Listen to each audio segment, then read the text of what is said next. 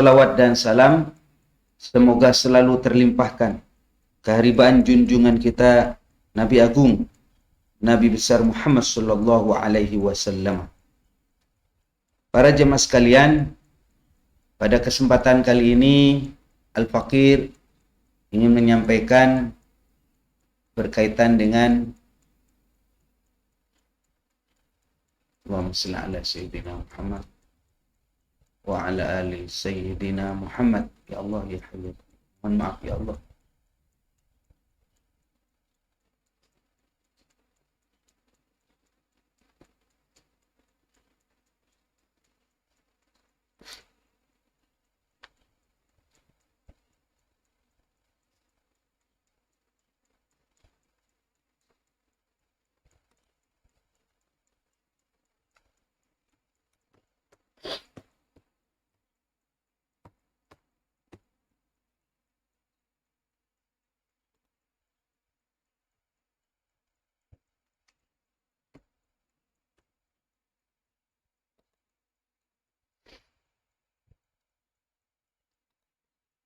Bismillahirrahmanirrahim. Assalamualaikum warahmatullahi wabarakatuh. Bismillah, alhamdulillah, wassalatu wassalamu ala rasulillah Sayyidina Muhammad ibn Abdillahi wa ala alihi wa ashabihi wa man tabi'ahu wa walah, amma ba'du. Hadratal muhtaramin, para jemaah dimanapun saja berada, alhamdulillah, bersyukur kepada Allah atas segala nikmatnya. Salawat dan salam semoga selalu terlimpahkan keharibaan junjungan kita Nabi Agung, Nabi besar, Nabi Muhammad sallallahu alaihi wasallam, yang selalu kita rindukan syafaatnya di dini wad dunya wal akhirah. Para jemaah sekalian yang saya hormati, saya kutip di dalam kitab Nasaihul Ibad. Bismillahirrahmanirrahim. Wa qala an-nabi sallallahu alaihi wasallam. Nabi Muhammad sallallahu alaihi wasallam bersabda, apa sabda beliau? La yu'tillah li ahadin khamsan. Allah tidak akan memberikan kepada seseorang 5 hal illa wa qad a'adda lahu khamsan, kecuali Allah telah menyiapkan 5 hal yang lain. Yang pertama, la yu'tihi syukru illa wa qad a'adda lahu az-ziyadah. Tidak diberikan kepada seseorang rasa bersyukur kecuali Allah Ta'ala telah menyiapkan untuk dirinya adalah keberkahan. Kalau dia bersyukur, dia akan ditambah keberkahannya. Makanya dari sekian nikmat yang ada ini, mari kita syukuri. Syukur dengan lisan, biasakan mengucapkan alhamdulillah. Terima kasih ya Allah. Biasakan itu. Kalimat hamdalah. Seakan biasa, seakan ringan, tapi efeknya luar biasa. Di dunia, terlebih lagi besok di akhirat. Ada 2 kalimat yang apabila kita ucapkan ringan, mudah, gampang, tapi saqilatani fil mizan. 2 kalimat tersebut akan berat besok di akhirat timbangannya. Yang dimaksud itu adalah kalimat yang pertama alhamdulillah, yang kedua subhanallah. Jadi alhamdulillah ini adalah bagian daripada asyukru bil lisan, syukur dengan lisan. Ini biasanya pengaruhnya itu dahsyat ya.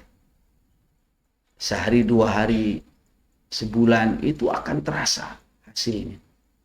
Orang kalau sedikit-sedikit yang diucapkan alhamdulillah, alhamdulillah, alhamdulillah, insya Allah hidupnya akan semakin baik. Ini para jemaah sekalian. Selanjutnya, wa la yu'tihi du'a illa wa qad 'adda lahul istijabah. Tidak diberikan kepada orang tersebut kesempatan untuk berdoa kecuali Allah Subhanahu wa taala menyiapkan kepada dia istijabah. Artinya istijabah dikabul oleh Allah, diterima oleh Allah. Makanya ayo kita mempunyai sebuah kesadaran bahwa yang pertama doa itu adalah ibadah. Ad-du'a wal ibadah. Titik. Ketika kita berdoa, memohon kepada Allah, itu bagian daripada ibadah. Artinya ibadah karena diperintah oleh Allah. Bukan nyuruh-nyuruh, bukan ngatur-ngatur Allah. Ini para jemaah sekalian. Sehingga bayangan kita tidak terlalu jauh untuk bertanya diterima atau tidak. Itu bukan ranah kita. Kita yang terpenting doa.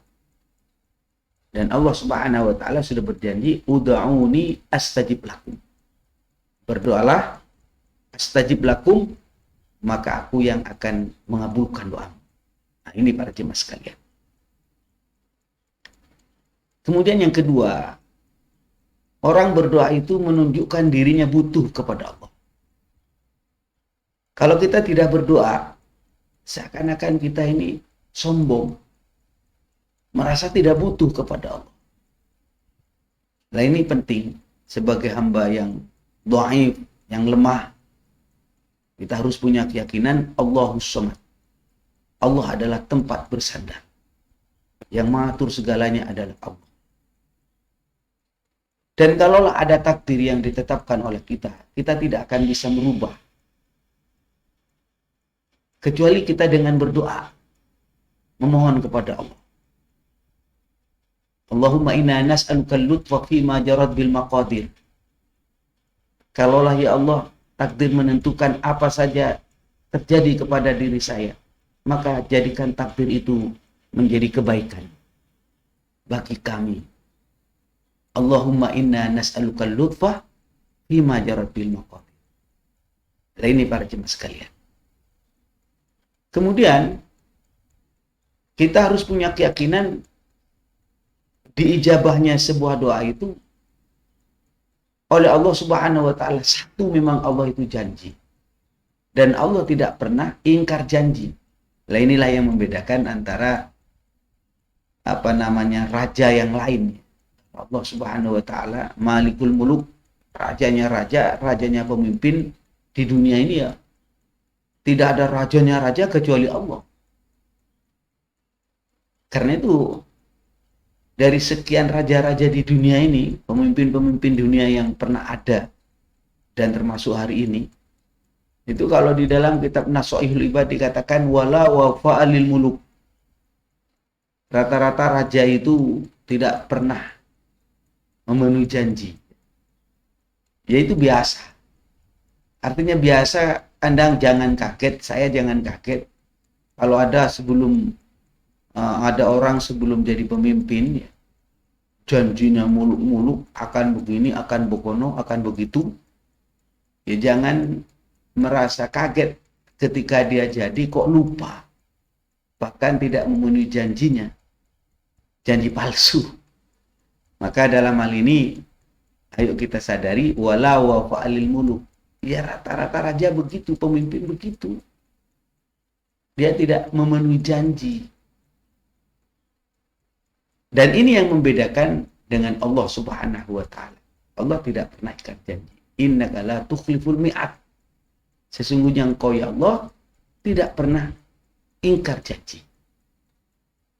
Makanya kalau kita berdoa, mari yang khusyuk, bagaimana tata tertibnya berdoa, memohon kepada Allah Subhanahu wa taala,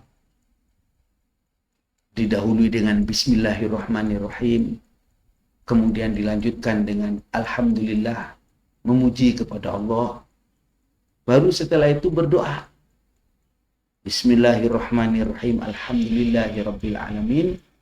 Ini yang paling pendek, baru dilanjutkan dengan isi-isi doa yang kita inginkan. Ini adab orang berdoa. dan disesuaikan. Karena memang ada orang yang doanya manjur, orangnya itu manjur.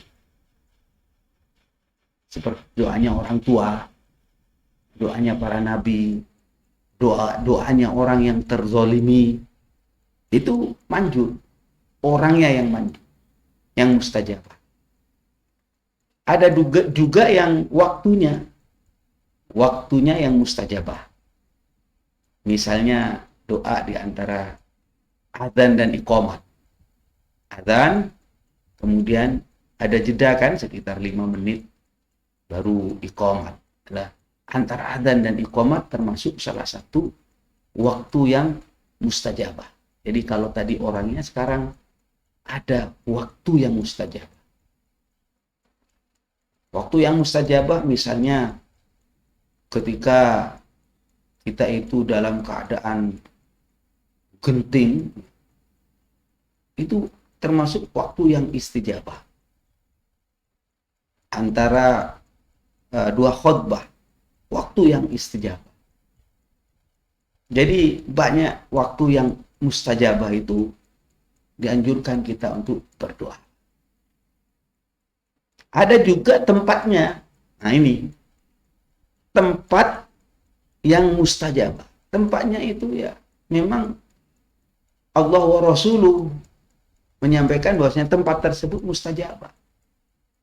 Misalnya di Multazam, antara pintu Ka'bah dan Hajar Aswad. Itu tempat yang mustajabah. Di Raudhah, tempat mustajabah.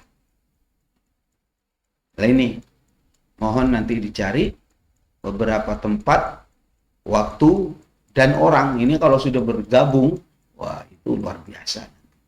Kalau kita mohon kepada Allah, lebih jos ya, lebih cespleng.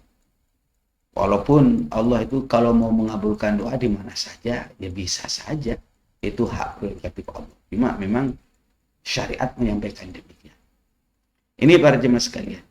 Makanya ayo kita berdoa dan serahkan kepada Allah. Artinya ketika kita berdoa Allah yang menentukan, maka insya Allah yang diberikan oleh Allah itu sesuatu yang terbaik. Sesuatu yang terbaik. Hakikat daripada doa yang kita mohonkan, yang kita sampaikan kepada Allah, itu adalah kita memohon kebaikan. Ini adalah inti daripada doa kan. Cuma dilambangkan oleh kita, ya kita berdoa itu, kita memohon kepada Allah ilmu yang bermanfaat, memohon kepada Allah agar diberikan rezeki yang banyak dan barokah halal, diberikan kepada kita anak-anak yang soleh dan solehah, diberikan kepada kita kesehatan yang sempurna. Pokoknya ini ungkapan-ungkapan yang menurut kita ideal, menurut kita itu enak, menurut kita itu baik. Itu menurut kita, rumah yang besar, yang megah, harta yang banyak. Lah itu perlambang bagi kita manusia. Itu adalah kebaikan. Makanya kita doa, para jemaah sekalian, selalu ditutup dengan kalimat terakhir, doa sapu jagat, Rabbana atina fid dunya hasanah, wa fil akhirati hasanah, wa qina adzabannar. Ya tujuannya apa kita berdoa semacam itu?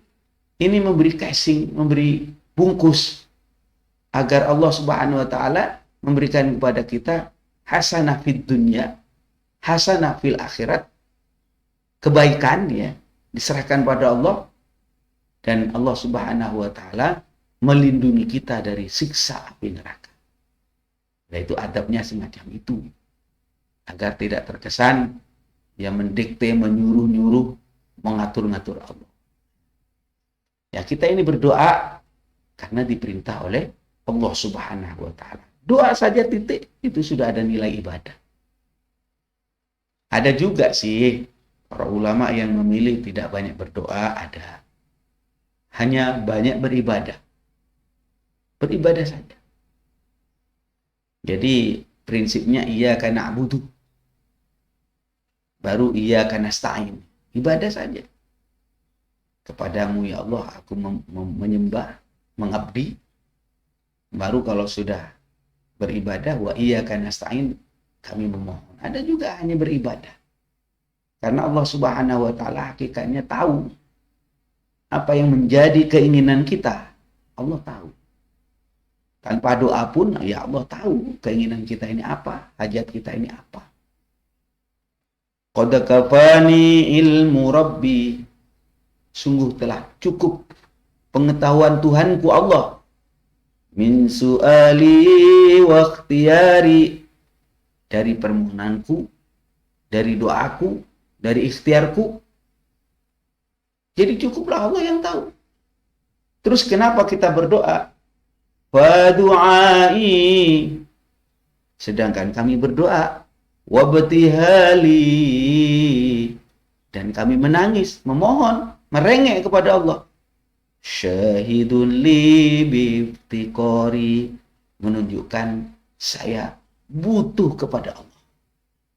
Lah ini para jemaah sekalian, iftiqor, kita butuh kepada Allah. Dan kalau kita sudah merasa butuh kepada Allah, ya sama dengan anak kita lah. Anak kita minta kepada bapaknya, menunjukkan anak itu butuh kepada orang tuanya.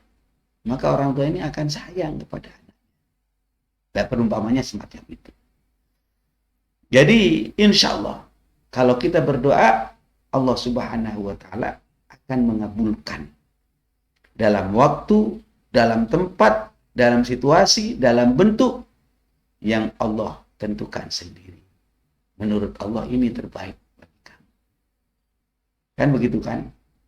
Kalau kita berdoa karena saking paniknya butuh uang banyak, lantas teriak-teriak, ya Allah berikan saya uang, berikan saya harta, berikan saya emas hari ini ya Allah, hari ini, detik ini juga, yang banyak ya Allah, uang 10 kontainer, hari ini juga, jam ini juga, detik ini juga. Lah ini buru-buru itu namanya. Ya kalau datang beneran, detik itu juga uang 10 kontainer dari atas. Apa enggak mati kita? Ya, bukan nikmat namanya. Tapi jadi musibah, jadi azab. Na'udzubillah. Ini para jemaah sekalian. Selanjutnya, wala yu'tihi istighfar illa wa qad 'adda lahu al-ghufra. Tidak diberikan kepada seseorang itu untuk membaca istighfar, memohon maaf kepada Allah, kecuali Allah menyiapkan kepada orang tersebut pengampunan. Ini catat. Kalau kita membaca istighfar, mohon maaf kepada Allah, ya Allah yang akan mengampuni dosa-dosa kita, kesalahan kita, kekhilafan kita. Artinya kita jangan sampai putus asa dari rahmat Allah. Jangan sampai putus asa. Berapapun dosamu, jangan sampai kita putus asa. Qul ibadiyalladzina asrafu ala anfusihim la taqnatu min rahmatillah. Jangan sampai kamu putus asa dari rahmat Allah. Innallaha yaghfiru dzunuba jami'a. Allah yang akan mengampuni dosamu. Allah yang akan mengampuni kesalahanmu.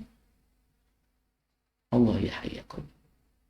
Makanya para jemaah sekalian, orang membaca istighfar ini insya Allah bagian daripada solusi. Ya. Solusi apa? Solusi dari persoalan hidup kita. Kita ini di perjalanan kadang menghadapi situasi masalah ekonomi, kesulitan masalah keuangan di dalam keluarga, di dalam pekerjaan kita, dalam kesehatan kita.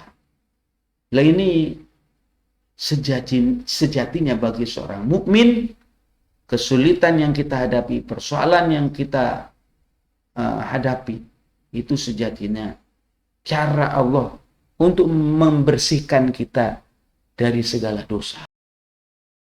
Jadi, seorang mukmin akan bertemu dengan Allah dalam keadaan tidak punya dosa. Itu Makanya dikatakan idza ahabballahu abadan, apabila Allah sayang kepada seorang hamba, ibtalahu, maka Allah akan menguji dia, ya, dengan berbagai persoalan hidup karena Allah sayang kepada dia. Tujuannya apa? Liyasma'a tadarruahu, supaya Allah mendengar tangisannya, supaya Allah mendengar rintihannya. Nah, baru kalau sudah punya masalah menangis. Baru kalau sudah punya persoalan tahajud. Lah, katanya, ya ini saya ingin kamu seperti itu. Kamu menangis, kamu mohon, kamu menyapa kepada saya. Nah, itu para jemaah sekalian. Nah, kalau kita ini istighfar enggak, puasa yang bisa menyebabkan dosa kita terhapus ya enggak, misalnya puasa Arafah, puasa Senin Kemis, puasa Asyura, ya enggak, puasa Syawal, ya enggak. Enggak ada, puasa-puasa sunat itu enggak ada, istighfar enggak ada. Maka Allah Subhanahu wa taala pingin kamu itu bersih. Dikasih apa? Dikasih persoalan hidup. Nah, bagi seorang mukmin, jangankan persoalan hidup yang besar ya. Kita tertusuk duri yang sedikit saja sakit, itu dapat melebur dosa kita. Makanya kalau ingin persoalan-persoalan itu terurai, permasalahan hidup itu terangkat, solusinya apa Pak Kiai? Solusinya ayo membaca istighfar. Astagfirullahaladzim. Mohon maaf ya Allah. Astagfirullahaladzim. Saya banyak salah ya Allah. Astagfirullahaladzim. Saya banyak dosa ya Allah. Zalim saya ya Allah terhadap diri saya. Kapok. Jadi selanjutnya kapok setelah istighfar, kapok. Kemudian setelah kapok, kalau dia itu pernah mengambil hak orang lain, ya kembalikan. Kalau berhubungan dengan hakul adami, ya minta maaf kepada yang bersangkutan. Itu istighfar namanya. Memohon maaf kepada Allah. Itu para jemaah sekalian. Insya Allah ya. Kalau kita sudah baca istighfar, Rasulullah menyampaikan, man lazimal istighfar. Barang siapa mendawamkan istighfar minim pertama kali dengan lisan lah. Dengan lisan. Maka kalau kita lazim istiqomah membaca istighfar, maka Allah Subhanahu wa taala akan menyiapkan bagi orang tersebut jalan keluar dari kesulitan yang ia hadapi, wa razaqahu min haitsu la yahtasib, dan Allah akan memberi rezeki dari jalan yang tidak disangka-sangka. Allah ya Rabbi ya Hayy. Subhanallah. Ya. Masya Allah. La ilaha illallah. Ini adalah janji daripada Allah melalui Sayyidina Rasulullah Sallallahu Alaihi Wasallam. Maka janji ini pasti para jemaah sekalian. Janji ini akan janji ini akan dipenuhi oleh Allah. Yang saya sampaikan tadi, man lazimal istighfar, barang siapa melazimkan istighfar, maka Allah Subhanahu wa taala akan memberikan jalan keluar yang kesulitan yang ia hadapi, wa razaqahu min haitsu la yahtasib, dan Allah akan memberi rezeki dari jalan yang tidak diduga-duga. Allah SWT. Ini luar biasa ya. Mudah-mudahan para jemaah sekalian, kita semuanya mendapatkan jalan keluar dari kesulitan yang kita hadapi dengan barokah istighfar. Selanjutnya, wala yu'tih taubah illa wa qadalahul maqbul. Tidak diberi kesempatan seseorang untuk bertaubat kecuali Allah Subhanahu wa taala akan menerima taubatnya. Ayo kita taubat dan pasti diterima oleh Allah. Wala yu'ti shadaqa illa wa qad adalahul fat. Dan tidak diberi kesempatan kepada orang untuk bisa bersedekah, berderma, berbagi. Kalau dia itu senang bersedekah, maka Allah Subhanahu wa taala ini akan beri kepada dia, menyiapkan kepada dia kelebihan, tambahnya rezeki. Karena itu jangan khawatir kalau kita bersedekah. Oh, kalau bersedekah nanti kita ini akan berkurang. Enggak. Mana qasamalun min shadaqatin, hartamu tidak akan berkurang oleh sebab bersedekah. Ya. Ini para jemaah sekalian. Mudah-mudahan bermanfaat.